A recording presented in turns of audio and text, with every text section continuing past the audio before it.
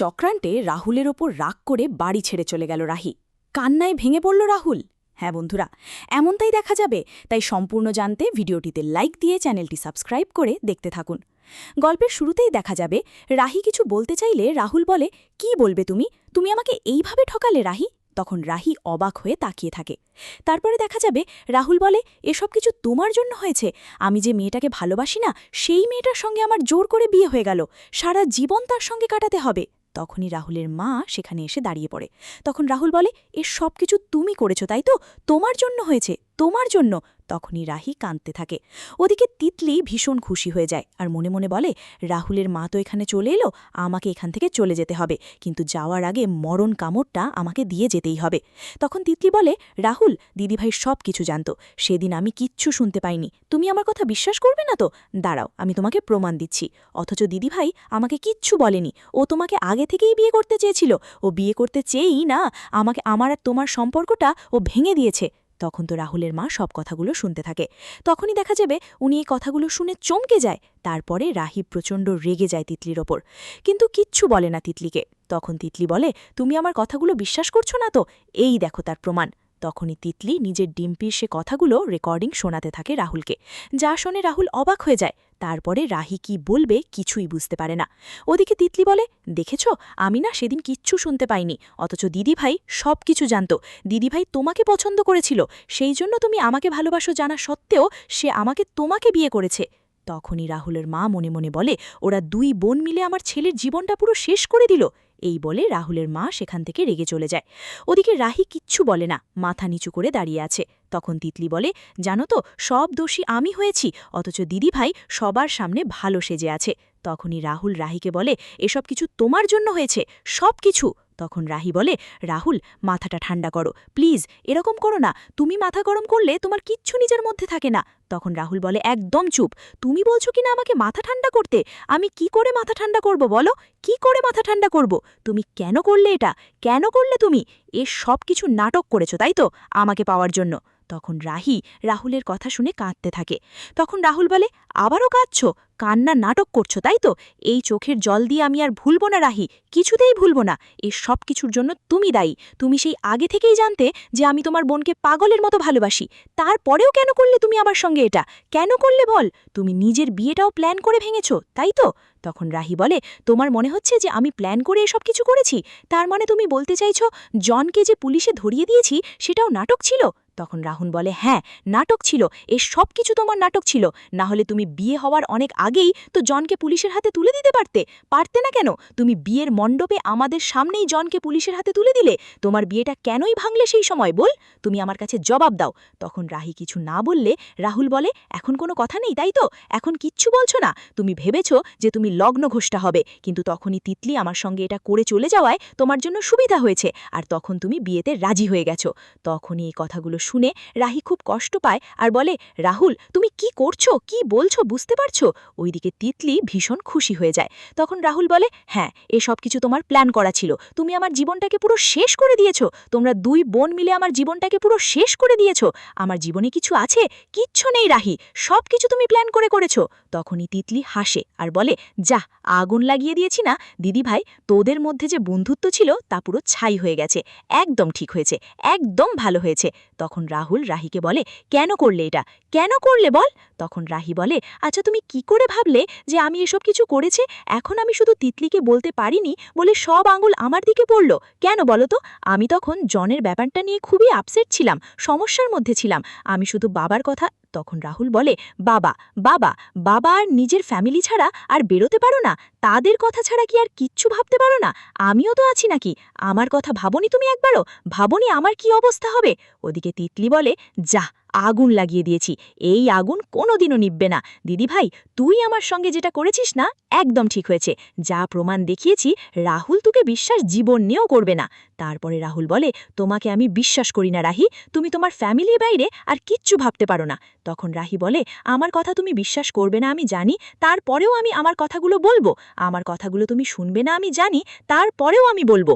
আসলে আমি আমি নিরুপায় ছিলাম। আমি কোনো কিছু ইচ্ছে করে করিনি রাহুল, ইচ্ছে করে কিচ্ছু করিনি। যা হওয়ার সেটা কপালে ছিল, সেজন্য হয়ে গেছে। তখন কি অবস্থায় পড়েছিলাম সেটা তো তুমি জানো।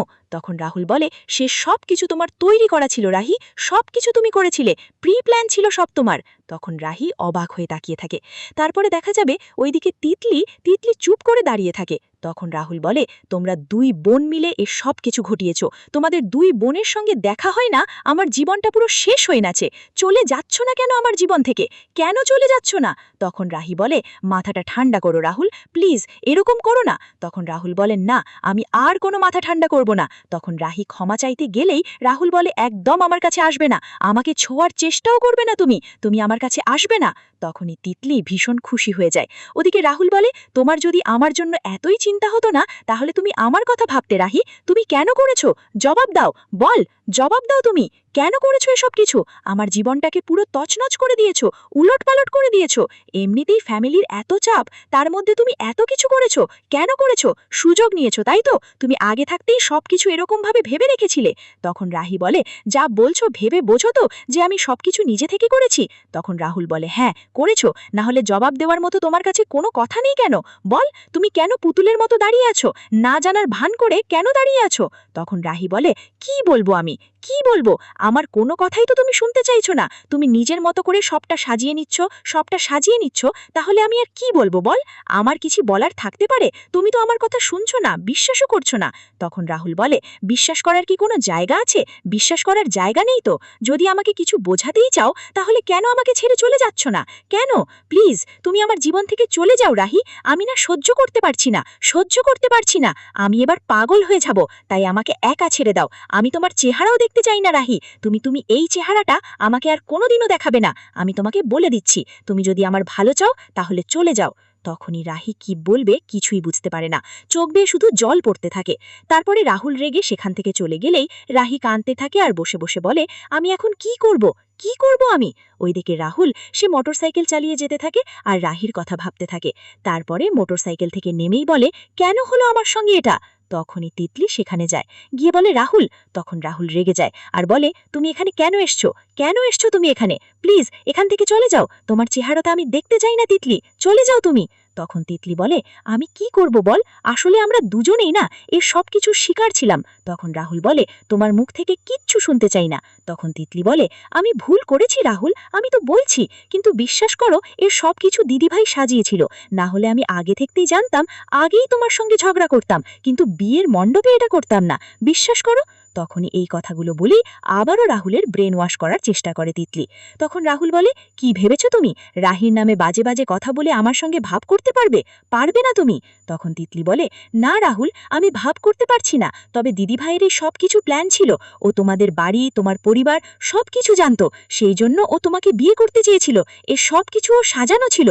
তখনই রাহুল বলে, দেখো, তোমার মুখ থেকে আমি আর একটা কথা শুনতে চাই না, আর তুমি রাহির নামে আর একটা কথা বলবে না। তুমি প্লিজ আমার সামনে আসবে না, তোমাদের দুই বোনের কথাই আমি শুনতে চাই না। তখন তিতলি বলে, আমার এই কথাগুলো বলার ছিল, তাই আমি তোমাকে বলে দিয়েছি। আর আমিও তো ভালো নেই, আমি তো জানি আমরা দুজনে একজনও ভালো নেই রাহুল। তাহলে কেন আমার সঙ্গে এরকম করছো? আমাকে তো শাস্তি দিচ্ছ, দিদিভাইকে কি পারবে তুমি শাস্তি দিতে? এই কথা বলেই সেখান থেকে তিতলি চলে যায়। তখন রাহুল এই কথাগুলো শুনে রেগে বাড়ি চলে যায়। তারপরে রাহুলের মা রাহুলকে বলে, তখন রাহুল বলে, মা, আমার ভালো লাগছে না, আমি একটু ঘুমাবো।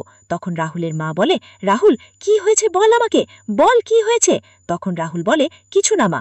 তখন রাহুলের মা বলে, আমি সব শুনেছি বাবা, তুই এত কষ্ট বুকে জমা রেখে তারপরে কেন তুই আমাকে কিছু বলছিস না বল? ওরা দুই বোন মিলে তোর জীবনটা কেমন করে শেষ করে দিয়েছে আমি বুঝতে পারছি, কিন্তু তোকে আমি কথা দিচ্ছি, পিসি ঠাম্মা যতদিন আছে ততদিনই, তারপরে দেখ তোর জীবনটা আমি সুন্দর করে গুছিয়ে দেব। আমি তো ব্যর্থ মা, আমি তোদের ভাই বোনের জীবনটা গুছিয়ে দিতে পারিনি। আমি দরকার হলে তোর বাবার বিরুদ্ধে যাব, বাবার সঙ্গে লড়াই করব, তারপরেও তোর জীবনটা আমি গুছিয়ে দেব রাহুল। তখন রাহুল বলে, না মা, কিচ্ছু করতে পারবে না, আমার জীবনটা শেষ হয়ে গেছে, তাই এই অগোছালো জীবন তুমি আর কিচ্ছু করতে পারবে না মা, এখানে তোমার কিচ্ছু আর করার নেই। তখন রাহুলের মা বলে, কেন? আমি মা হয়ে যদি এতটুকু আমার সন্তানের জন্য না করতে পারি, তাহলে আমি কেমন মা? তোর আমার প্রতি ভরসা নেই? তোকে আমি কথা দিলাম যে আমি তোর জীবনটা সুন্দর করে গুছিয়ে দেব, ওই মেয়ের সঙ্গে তোকে থাকতে হবে না, ওই মেয়ে তোর জীবনে থাকবে না, তার জন্য আমি আমি সবার সঙ্গে জড়াই করব, তোর বাবার সঙ্গেও। ওই মেয়ের সঙ্গে তোকে একসঙ্গে কিছুতেই আমি থাকতে দেব না। ওই মেয়ে তোর জীবনটা শেষ করে দেবে, তাই আমি তোর জীবনটা আবার সুন্দর করে গুছিয়ে দেব রাহুল। তখন রাহুল বলে, মা আমার না ভালো লাগছে না, ভালো লাগছে না আমার, আমি প্লিজ একটু ঘুমোতে চাই। এই বলে রাহুল সেখান থেকে চলে যায়। তারপর রাহুলের মাও কাঁদতে কাঁদতে চলে গেলেই রাহি বলে, আপনাদের কাউকে আর ভাবতে হবে না, আমি চলে যাচ্ছি। রাহুল, তোমাকেও আমাকে আর দেখতে হবে না। এই বলেই রাহি সেখান থেকে বেরিয়ে চলে যায়। তো বন্ধুরা, কেমন লাগলো আজকের আপডেট কমেন্ট করে জানাতে ভুলবে না। ধন্যবাদ।